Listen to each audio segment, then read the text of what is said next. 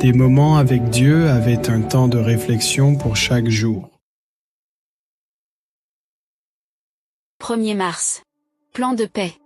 Car je connais les projets que j'ai formés sur vous, dit l'Éternel, projets de paix et non de malheur, afin de vous donner un avenir et de l'espérance.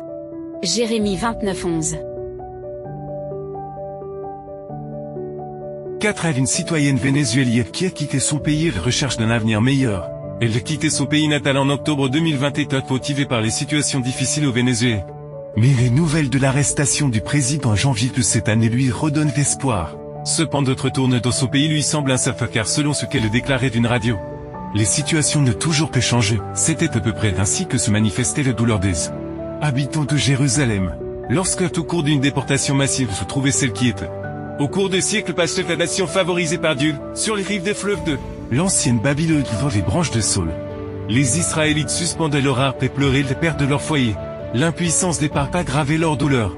Car ils ne pouvaient offrir un meilleur tout à leurs enfants pour une telle situation. Ils devaient les voir réduits en esclavage par une nation païenne. Aucun message d'encouragement, aucun « tu peux y arriver », aucune séance de yoga, aucune thérapie chez le psychologue ne peuvent guérir les blessures d'une douleur qui s'intensifie chaque jour. Nous prévoyons d'être heureux et nous poursuivons ce rêve, mais notre âme se brise lorsque les récoltes sont amères et que la vie est remplie d'amertume. Mais dans de telles situations, seuls les plans de Dieu peuvent guérir les blessures d'une âme brisée.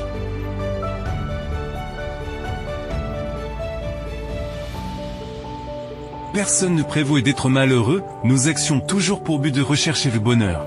Mais nos plans échouent et les lieux où nous réfugions ne sont pas sûrs. Mais lorsque le cœur comprend qu'il ne peut trouver la paix loin de Dieu, qu'il s'humilie devant le Seigneur, qu'il demande pardon pour ses péchés, qu'il est déterminé à abandonner les causes de sa souffrance, alors Dieu peut accomplir les plans qu'il a pour lui. Oui, Dieu a des projets pour chaque personne, pour chaque église. Pour chacun de ses enfants, la Bible dit que ce sont des projets de paix pour un avenir meilleur.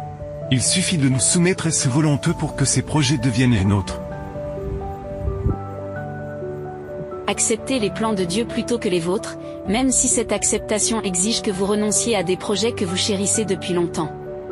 Ainsi, votre vie sera de plus en plus conforme à l'exemple divin, et la paix de Dieu, qui surpasse toute intelligence, gardera vos cœurs et vos pensées en Jésus-Christ.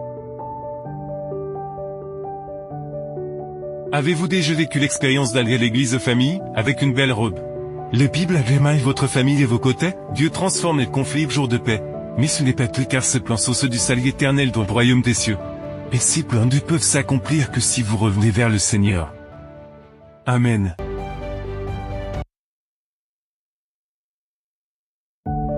Merci pour écouter cet audio. Nous vous invitons à partager avec votre. Contactez et visitez le site web biblewell.com